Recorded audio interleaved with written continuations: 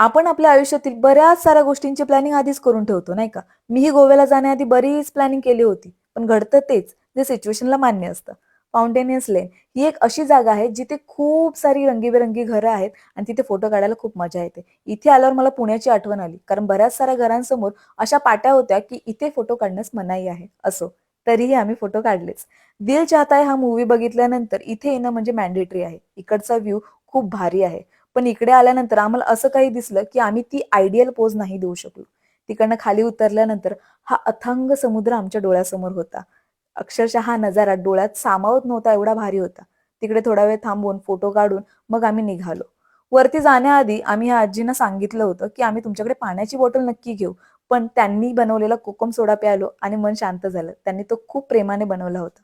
एवढं फिरल्यानंतर आम्हाला खूप जास्त भूक लागली होती. गोव्यात आलोय आणि फिश थाळी खाल्ली नाही असं होणारच नाही. मग त्या ताटातल्या माशांनी आमच्या पोटात डुबकी मारल्यानंतर आम्ही पुन्हा तयारी केली आणि आमच्यात एनर्जी आली. मग आम्ही पुन्हा निघालो एका बीचवर. बीचवर खूप जास्त क्राऊड होता. पण आम्ही ठरवलं होतं, की भाई हम भी खतरों के खिलाडी है, यहाँ पे फोटोज रील्स बनाकर ही रहेंगे. मग आम्ही खूप सारे फोटो काढले, व्हिडिओज काढले आणि मग पुन्हा पायाला भिंगरी बांधल्यासारखे निघालो नाईट क्लबला जाण्यासाठी. तिकडे एवढी इंग्लिश गाणी वाजत होती, की मला डान्स कसा करावा तेच कळत नव्हतं.